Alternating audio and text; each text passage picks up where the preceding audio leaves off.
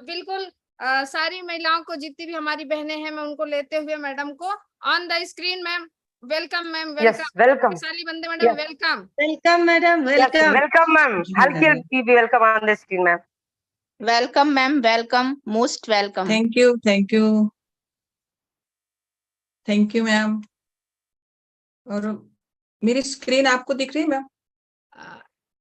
हाँ हाँ, एक मैम स्क्रीन दिख रही है? यस यस दिख रही है, यस यस दिख रही है।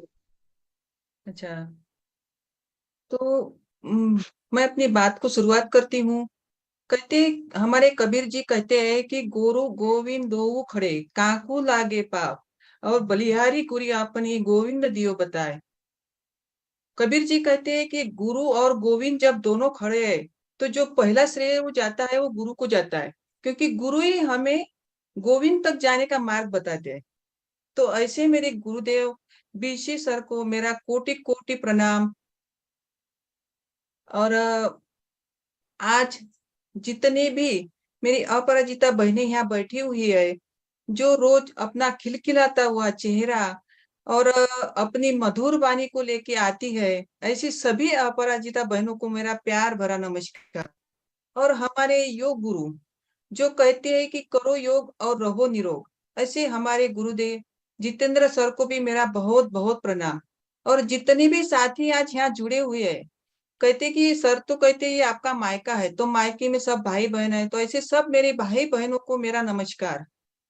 मैं अपने छोटे से परिचय के साथ अपनी बात कहने की कोशिश करती हूँ। देखिएगा, मेरा लैंग्वेज अगर किसी को समझ में नहीं आए, गुरुदेव भी आ गए हमारे बीच में, गुरुदेव को बहुत बहुत प्रणाम। तो मैं माफी चाहूंगी और आप लोग को समझाने की कोशिश करूंगी। मैं छोटे से परिचय से आपकी शुरुआत करती हूँ। हम लोग गांव में रहते थे। हम मेरे 2 भाई और एक मैं बहन, ऐसे 3 भाई बहनों का हमारा परिवार है। एक भाई छोटा और एक भाई बड़ा है। और मेरे जो पिताजी है हमारे समाज के गुरु है। तो ऐसे परिवार में मैंने जन्म लिया, तो मुझे बहुत ही बढ़िया लगता है और मुझे बहुत भाग्यशाली समझती हूँ कि मैंने ऐसे परिवार में जन्म लिया। मेरी मेरी और उन्हीं की वजह से मुझे स्कूल जाने का मौका मिला। हमारे यहाँ स्कूल जाना, पढ़ाना यानी पिताजी का बहुत सपना रहता था। उस टाइम में पिताजी ने मेरे बड़े भैया को बनारस जैसे विश्वविद्यालय में पढ़ने के लिए भेजा था। लेकिन हमारे यहाँ एक बात थी कि बेटियों की शादी जल्दी कर दी जाती थी। तो मेरी शादी भी जब मैं 12th में थी तब मेरी शादी हो गई। और मेरी शादी भी ऐसे परिवार में हुई जो बहुत प्यारा परिवार था, यानी कि मुझे कभी एहसास ही नहीं हुआ कि मैं ससुराल में हूँ या मायके में हूँ। सर डॉक्टर थे। सर के 3 भाई, एक बहन और एक सर, ऐसे 4 भाई बहनों का परिवार था। माता पिता थे और बहुत ही प्यारा परिवार था। यानी कि सब कुछ मुझे जो मायके में मिलता था वो मुझे सही, जो मायके में मैं जैसी थी वैसे भी ससुराल में थी। मुझे कभी एहसास ही नहीं होने दिया कि मैं ससुराल में आई हूँ। सर डॉक्टर थे और हमारे गांव के पास एक बहुत बड़ा मार्केट था जहाँ पे हमारा पूरा बिजनेस था। सर का क्लिनिक भी वही था, मेडिकल स्टोर्स, हार्डवेयर, इलेक्ट्रॉनिक, ऐसे बहुत बड़ी बड़ी 4 सीटर वाली जहाँ दुकान थी। और 3 ऐसे काउंटर थे और 3-4 बच्चे वहां पे सामान देने के लिए रहते थे। ऐसा बहुत बड़ा बिजनेस हमारा गांव के पास में था। लेकिन जब बच्चे बड़े हुए, हमारी खेती थी, खेती भी हमारे पास थी, संतरा, मौसमी सब कुछ हमारे यहाँ होता है। लेकिन गांव के आसपास में बच्चों के एजुकेशन के लिए कोई अच्छा स्कूल नहीं था। इसलिए हमने,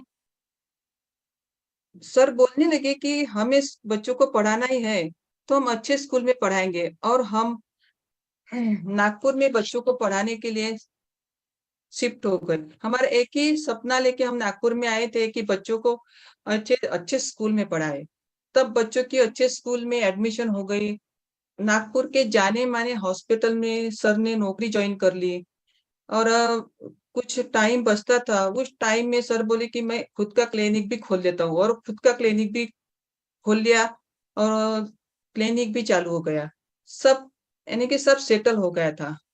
तब एक दिन ऐसा आया कि सर के जो एक फ्रेंड थे, दोस्त थे, जो बहुत नजदीकी थे, वो घर पे आए और हम कुछ आरसीएम के बारे में बताने लगे। तो हमने उनको बहुत ध्यानपूर्वक सुना, क्योंकि सर के एक ही दोस्त थे जो उनके नजदीकी थे और हम सर के दोस्त को खोना नहीं चाहते थे। इसलिए हमने सर जो उनकी जो बातें थी बड़े ध्यानपूर्वक सुनी। उनको भी अच्छा लगा कि नहीं, सर हमारी बात में आ गए, डॉक्टर साहब अब मेरी बात में आ गए। लेकिन ऐसा नहीं हुआ था।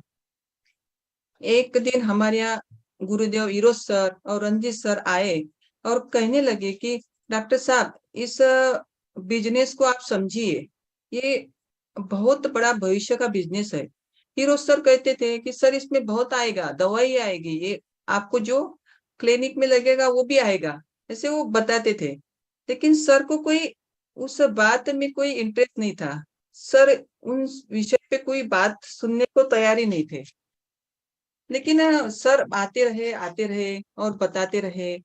लेकिन एक बार क्या हुआ कि सभी अपलाइन मिलके डॉक्टर साहब को बोले कि चले राजस्थान घूमने जाएंगे, और राजस्थान लेके चले गए। मुझे तो पता ही नहीं था, मैं गांव में थी।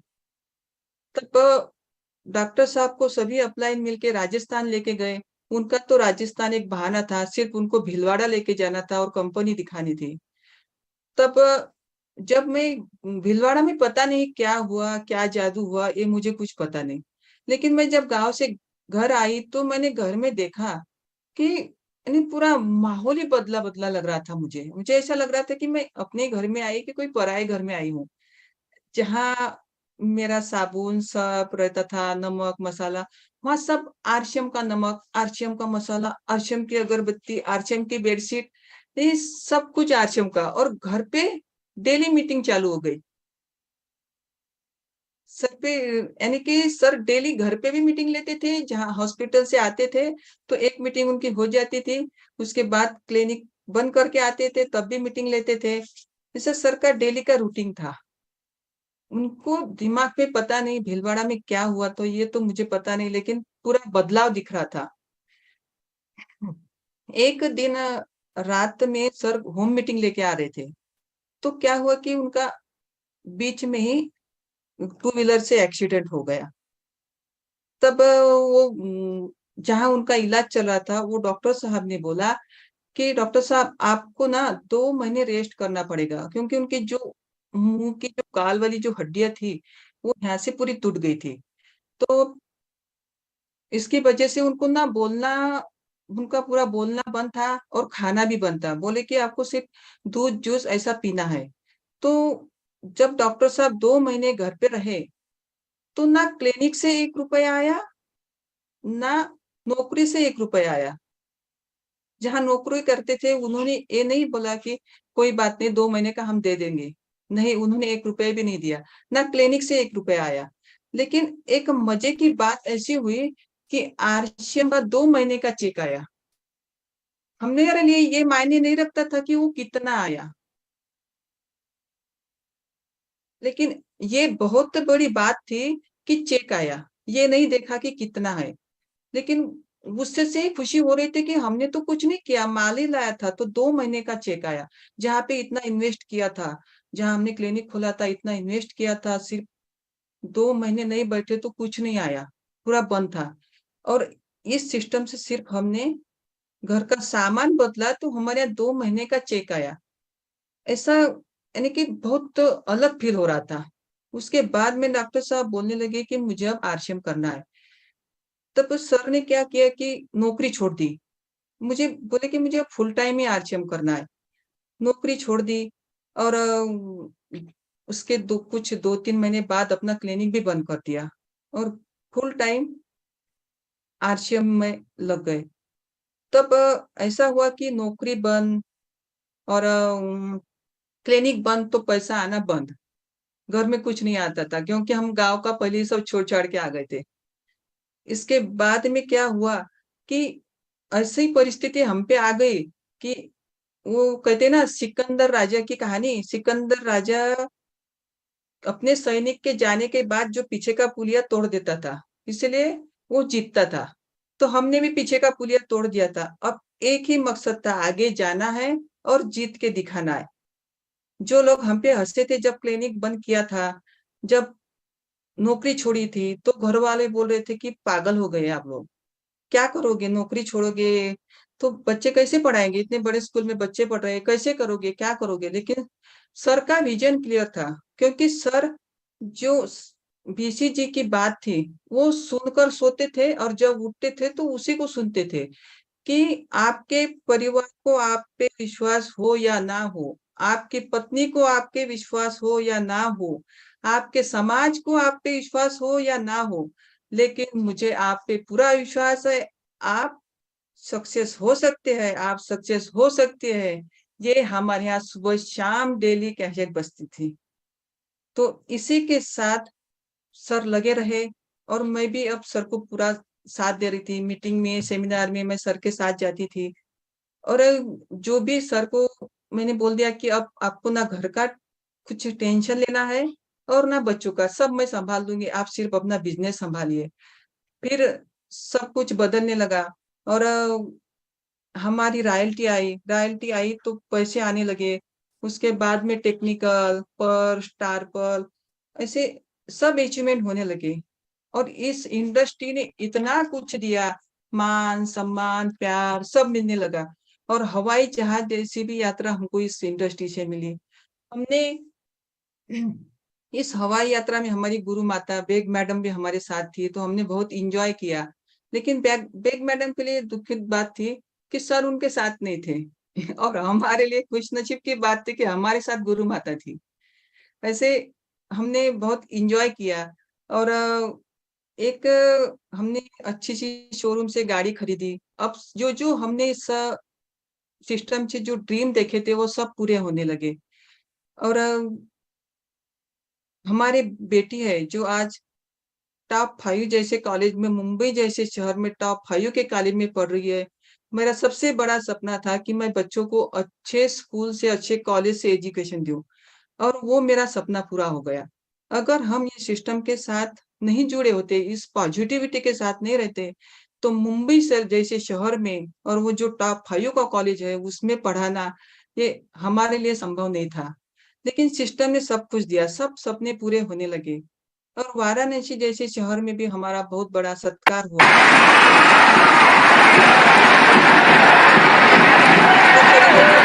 हमको जाने का मौका मिला और इस वुमन एम्पावरमेंट में भी बोलने का मौका मिला। ये सब इस सिस्टम के बदौलत हुआ। इस 10 साल की जर्नी में जो हमने ड्रीम देखे थे अपने, वो सब कुछ जैसा देखा था उससे बढ़ के हो रहा था। यानी कि जब हम कोरोना काल आया तब सब लोग घर पे बैठे थे और सुरक्षा जो बोलते हैं, इस सिस्टम में बोलते हैं कि सुरक्षा है। ये सुरक्षा क्या है, तो ये तो हमको कोरोना में सिखा दिया। जब सबकी नौकरी सब चली गई, सबका यानी कि बिजनेस बंद हो गया, लोग हाहाकार में थे, तब हम घर पे बैठे थे और कोई टेंशन नहीं था कि पैसा आएगा नहीं आएगा, क्योंकि चेक बढ़कर आता था। जो कोरोना के पहले था उससे ज्यादा चेक हमको कोरोना में आता था। इसलिए हमको पता चल गया था कि सुरक्षा क्या है। और मैं इस 10 साल के जर्नी में एक बात सीखी हूँ जो मैं आपसे आज शेयर करूंगी। संघर्ष में सफलता जरूर है, जरूर मिलती है। संघर्ष में सफलता जरूर मिलती है, लेकिन संघर्ष जब तक करना चाहिए, ना कि जब तक निष्कर्ष ना मिल जाए, जब तक निष्कर्ष ना मिल जाए। जो संघर्ष को पकड़ कर रहता है वो निखर जाता है, जो संघर्ष को पकड़ कर रहता है वो निखर जाता है। एक और बात इसमें मैं सीखी हूँ, जो मेहनत करके आगे जाता है वो कभी पीछे नहीं आता। जो इस बात को भी मैंने इस 10 साल की जर्नी में सीखी हूँ। और सभी साथियों ने आज मुझे एक स्टोरी के साथ मैं अपनी बात को समाप्त करूंगी। एक मूर्तिकार होता है, एक जो मूर्ति बनाता है उसके पास एक व्यक्ति आता है और बोलता है कि मुझे एक अच्छी मूर्ति बना के दो। तो वो क्या करता है कि 2 बड़े-बड़े पत्थर उठा के लाता है जहाँ वो मूर्ति बनाता है और रख देता है। एक पत्थर रखता है, उसपे जोर-जोर से हथौड़ा मारने चालू कर देता है। जब 3-4 हथौड़ा उस पत्थर पे बैठता है, तो वो बोलता है कि नहीं, नहीं मुझे बख्श दो, अब मुझसे नहीं होगा, मैं ये तकलीफ सहन नहीं कर सकता। लेकिन उसको मूर्तिकार बहुत समझाने की कोशिश करता है कि नहीं, तुझे आज तकलीफ होगी लेकिन तेरी बहुत अच्छी मूर्ति बनेगी, तेरी पूजा होगी। तो वो बोलता है कि नहीं, मुझे नहीं बनना है मूर्ति, मुझे नहीं करनी है पूजा अपनी, और अगर तुझ में थोड़ी-सी भी इंसानियत है तो मुझे छोड़ दो, मुझे इतनी तकलीफ नहीं सहन करनी है। जैसे वो मूर्तिकार को रिक्वेस्ट करता है, तो वो बोलता है कि ठीक है बाबा, मैं छोड़ देता हूँ। तो मूर्तिकार क्या करता है, उस पत्थर को अलग रख देता है और जो दूसरा पत्थर होता है, उसको लेके आता है। तो उस पर भी वो ज़ोर-ज़ोर से हथौड़ा मारने लगता है।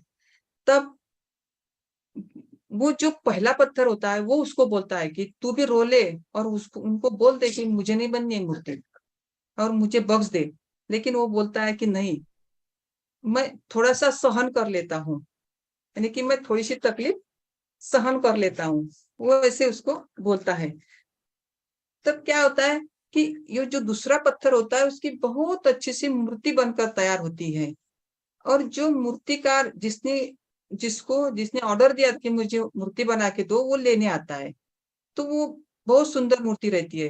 तो जो उसका ऑर्डर देता है, वो लेके जाता है। तो उसको वहाँ पे एक बाजू में वो पत्थर दिखता है।